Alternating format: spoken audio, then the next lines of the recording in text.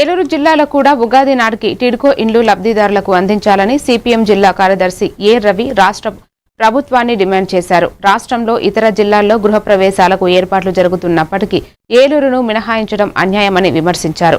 పక్కనే ఉన్న పశ్చిమ గోదావరి జిల్లాలో వేలాది ఇండ్లు సిద్ధంగా ఉండగా ఏలూరులో 5712 టిడ్కో ఇళ్లు నిర్మాణ దశలోనే ఉండటం బాధాకరమన్నారు. మున్సిపల్ కార్పొరేషన్ నూజివీడు జంగారెడ్డిగూడెం ప్రాంతంలో పనులు నెమ్మదిగా సాగుతున్నాయని తెలిపారు.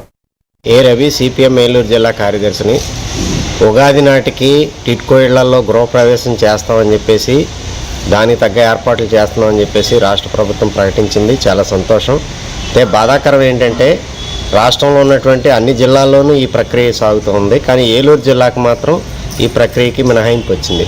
ప్రత్యేకించి ఏలూరు జిల్లాలో 5712 ఇళ్ళు ఏలూరు మున్సిపల్ కార్పొరేషన్ నూజివీడు జంగారెడ్డిగూడెం మున్సిపాలిటీల్లో ఇప్పటికే నిర్మాణంలో ఉన్నాయి. ఆ నిర్మాణాల్లో గృహప్రవేశం చేయించే దాంట్లో మాత్రం ఏలూరు జిల్లాని మినహాయించారు. ఎందుకు ఈ రకంగా ఏలూరు జిల్లాని మినహాయించాల్సి వస్తుందని చెప్పేసి మేము ప్రశ్నిస్తూ ఉన్నాం. మొత్తం రాష్ట్రంలో అన్ని ప్రాంతాల్లో కూడా ఉగాది నాటికి కొన్ని గృహాలకు సంబంధించిన గృహప్రవేశం కల్పిస్తామని చెప్పి అంతకు మించి కూటమి సర్కారు ఎన్నికల ముందు హామీల్లో మేము తప్పనిసరిగా అధికారంలోకి వస్తే టిట్నా ఇప్పటికీ సక్రమంగా సాగలేదు. ఇప్పుడు జరుగుతున్న దాంట్లో కూడా ఏలూరుని పక్కన పెట్టారు. ఇప్పుడు సర్కారు కూడా వ్యవహరిస్తూ ఉంది. ఎప్పటికైనా ప్రజల యొక్క మనోభావాలను గమనించి వాళ్ళు కట్టిన డబ్బులకి తగ్గట్టుగా లబ్ధిదారులకి ఆ ఇళ్ళు అప్పగించే ప్రక్రియ చేయాలి.